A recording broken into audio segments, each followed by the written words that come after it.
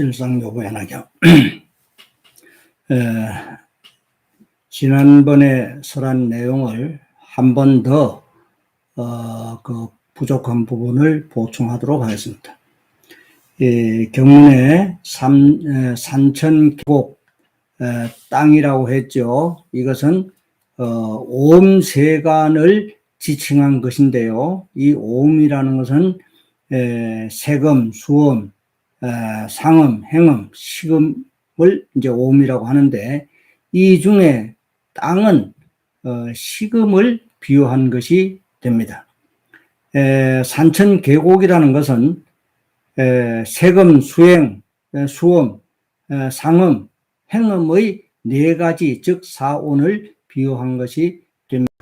다시 말해서 부처님의 진실한 지혜인 진리라는 것은 하나지만은 중생들의 근기에 따라서 각자가 받아들이는 정도가 다르기 때문에 비유를 들어서 설하시게 됩니다. 이것은 6가지로 나누어서 설하시게 되는데요. 이것을 개별적인 비유라고 해서 설하시게 됩니다. 그 첫 번째가 토지라는 것입니다. 토지는 땅을 말하는 것이죠. 이 토지는 산천계곡으로서 그 천인, 즉 하늘 사람을 비유한 것이 됩니다. 두 번째는요, 초목이라고 했죠. 이 초목은 삼초이목이라고 하는데 이것은 보살을 비유한 것이 됩니다. 세 번째는요, 짙은 구름인데 이 구름이 온 하늘을 덮은 것으로서 이것은 부처님의 몸을 놔두신 것을 비유한 것이 됩니다. 그 다음에 네 번째는 큰 비를 내렸다고 했죠. 이 큰 비를 내리는 것은 초목인 풀과 나무에 비를 내린다는 뜻인데요. 즉 법을 펴시는 것에 비유한 것이 됩니다. 다섯 번째는 비에 젖는다라고 했습니다. 비에 젖는다고 하는 것은 이 초목이, 즉 풀이나 나무가 이 비에 젖는다는 것인데, 법을 믿음으로 인해서 부처님의 가르침을 바르게 믿음으로 인해서 이익이 생겨난다 하는 것을 나타낸 것에 대해서 비유한 것이 됩니다. 그 다음에 여섯 번째는 그 초목이 자라는 것이죠. 풀이나 나무는 자라게 됩니다. 자라게 되는데 풀과 나무가 비를 맞고 자란다 하는 뜻이 됩니다. 그래서 이것은 확실한 믿음으로 인해서 힘이 더욱더 크게 생긴다 하는 것으로서 근기가, 즉 자신의 근기가 높아지는 것을 나타낸 비유가 됩니다. 이 6가지를 법이 증장한다라고 하는 것입니다. 이 약초유품은 중생들의 근기도 상중하가 있는데요. 이것은 곧 나무를 비유한 설법이 됩니다. 가장 하열한 사람이 어떤 사람인가?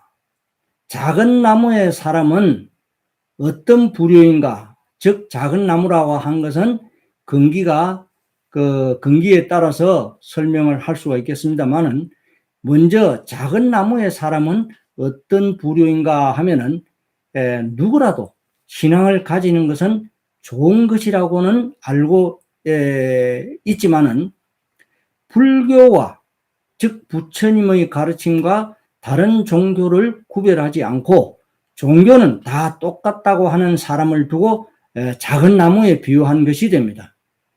사람은 착하게 살아야 한다는 것은 누구나 다 알고 있는데 이 정도만 아는 사람은 작은 사람으로서 작은 나무에 비유한 것이 됩니다. 그렇다면 중간 나무의 그 사람은 어떤 것인가?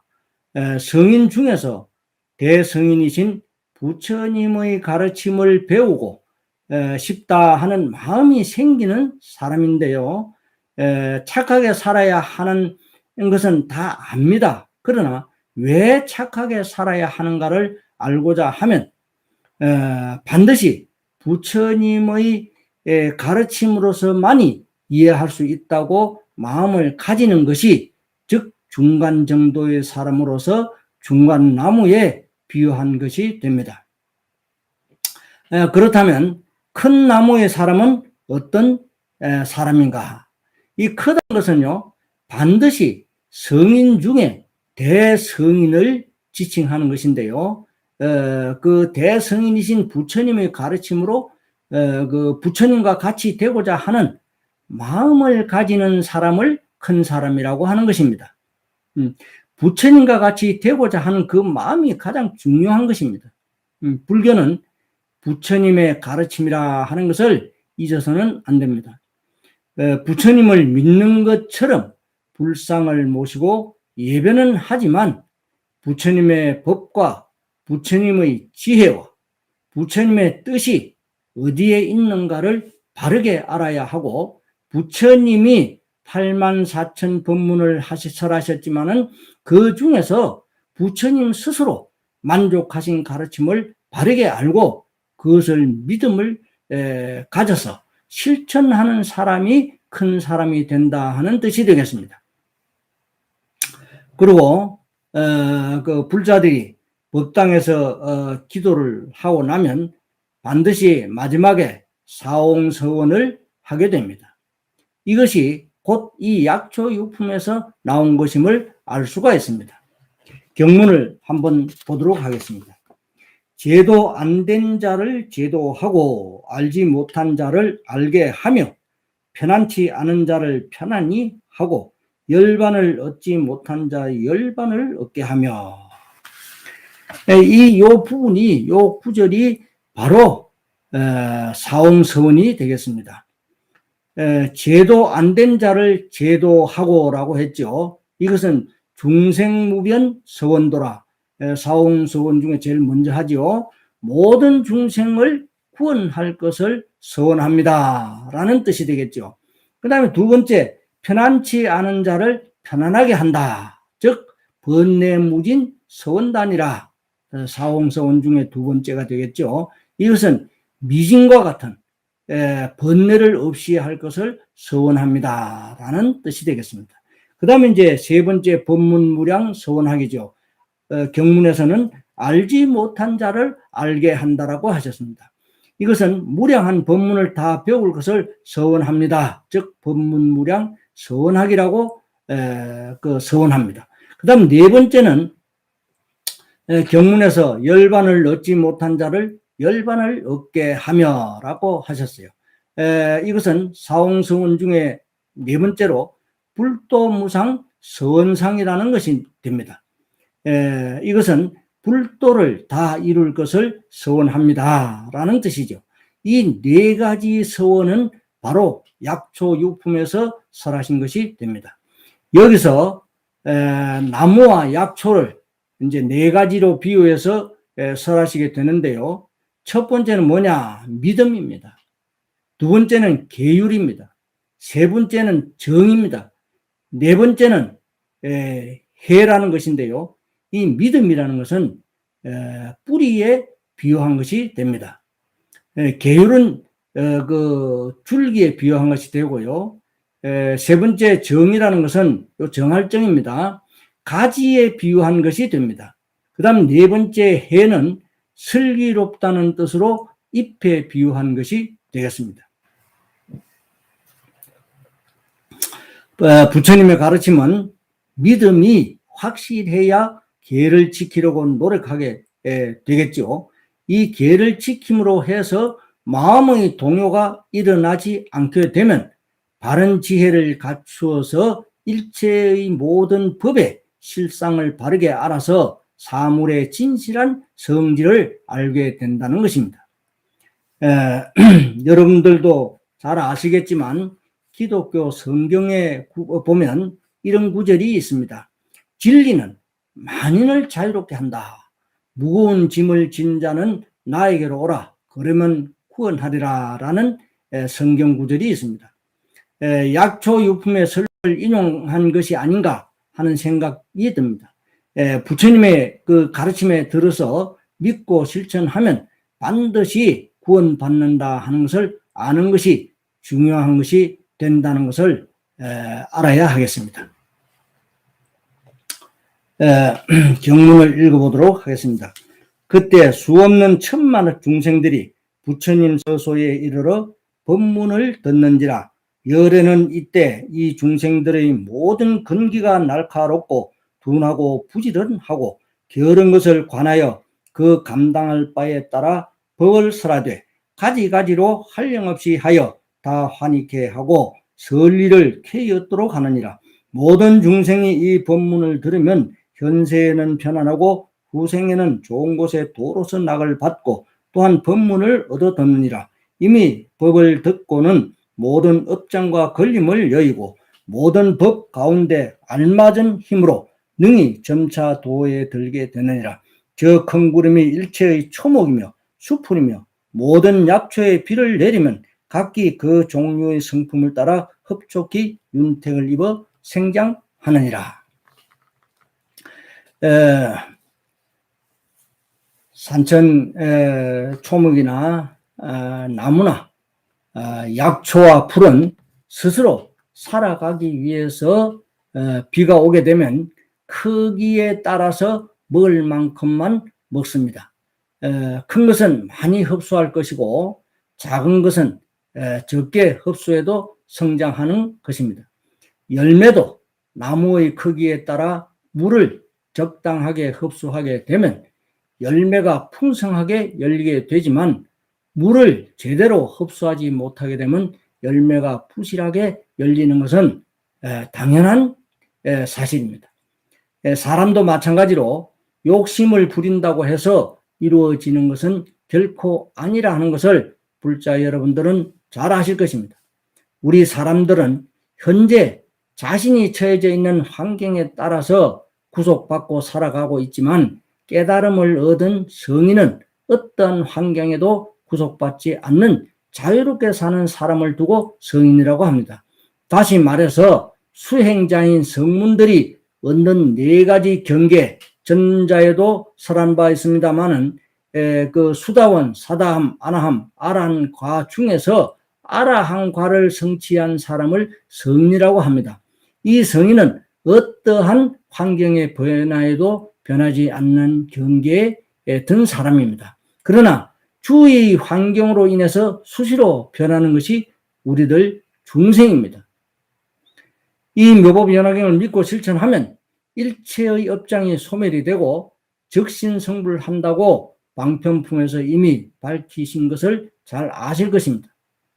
부처님 1대 50년 설법 중에서 진실법인 이 묘법연화경을 바르게 받아서 입으로 부르는 행을 하면 반드시 성인의 반열에 올라 궁극에는 부처가 된다 하는 것을 불자라고 한다면 우주진린 묘법연화경을 반드시 수지해서 실천해 나가는 것이 중요할 것입니다.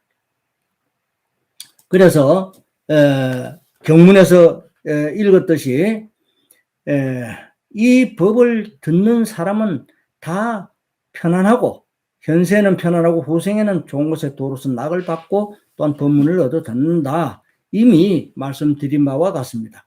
능히 점차에 도에게 들게 돼서 큰 구름이 일체의 초목이며 수풀이며 모든 약초의 비를 내리면 각기 그 종류의 성품을 따라 흡축히 윤택을 입는다. 누구라도 다 이 묘법연화경을 바르게 수지하면 다 윤택을 입는다, 즉 성불한다라는 뜻이 됩니다. 그러면 그 부처님은 그 일반적으로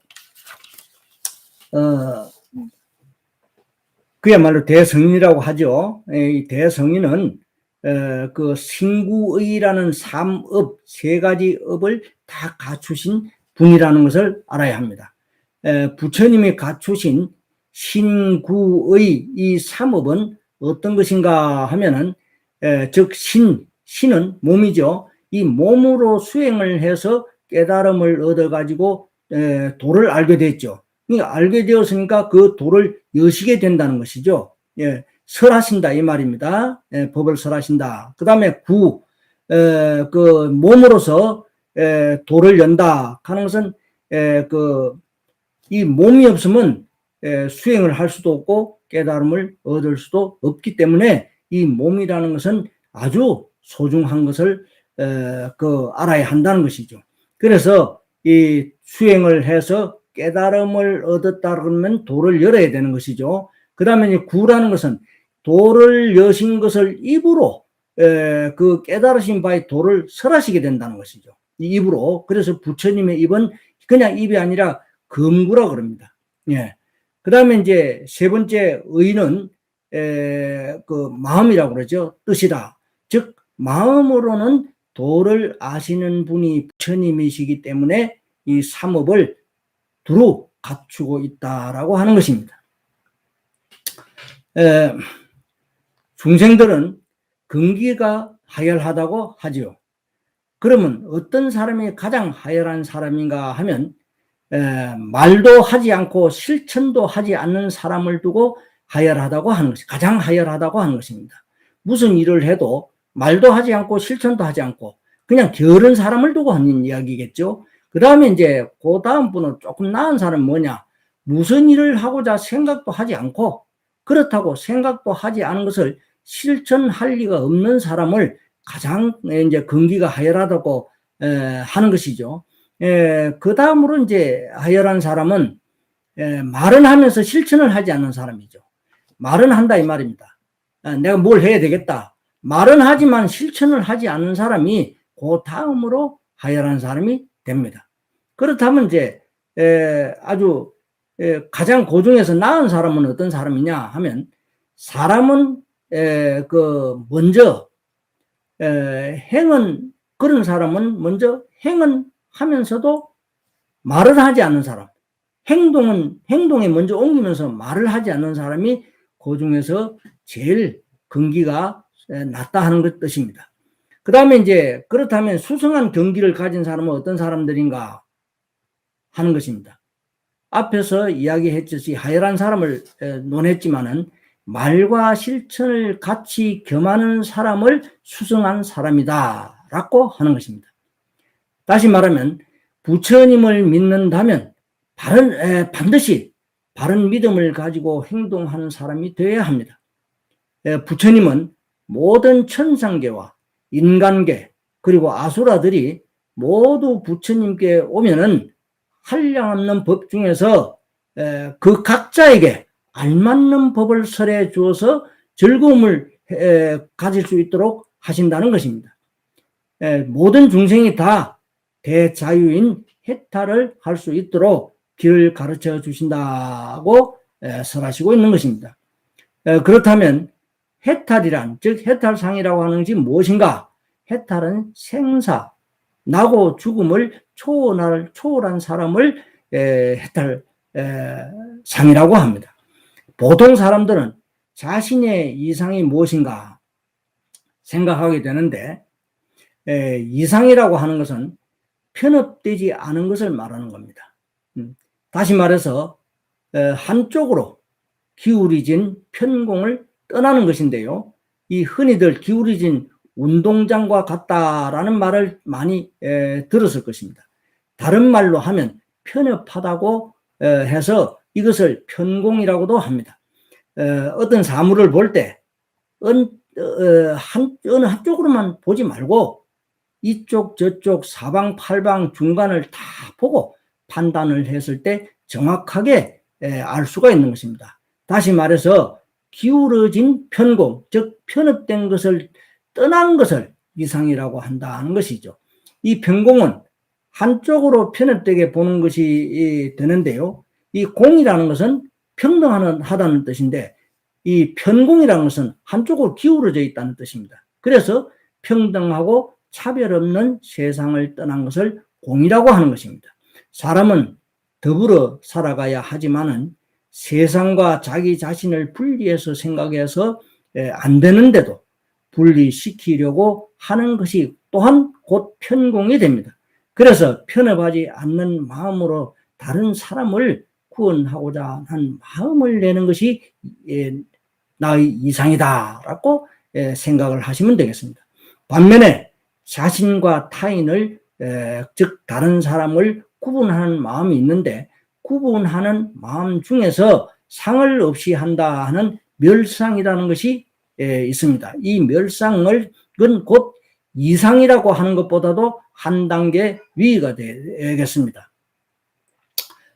나와 다른 사람과의 차별을 완전히 없이 하는 것이고, 부처님의 마음으로서 남을 구원하는 사람이 되게 하는 것이 상을 내지 않는 멸상이 되는 것입니다. 다른 말로 하자면 모든 변화를 영원히 떠나고 모든 차이를 떠난 이치를 체득해서 결국에는 다시 공으로 돌아간다는 것을 이해했을 때 진정한 행복이라는 것을 느끼게 됩니다. 그러므로 누구든지 부처님의 가르침을 배워서 노력하면은 부처님이 된다 하는 것을 바르게 알고 믿어서 실천하는 것이 중요합니다. 그래서 4가지 은혜 중에서 나 아닌 다른 사람의 은혜를 알아야 하는 것이 됩니다. 그래서 우리가 부처님께서는 누구라도 다 평등하게 법을 설해 주시지만은 받아들이는 사람에 따라서 말하자면 달리 받아들이기 때문에 참 아이러니하다는 것입니다. 우리 중생들은 부처님의 가르침을 바르게 듣고 이해하고 받아서 실천하는 것이 가장 중요하다 하는 것을 마지막으로 설하고 오늘 여기서 마치도록 하겠습니다. 실성배분에게.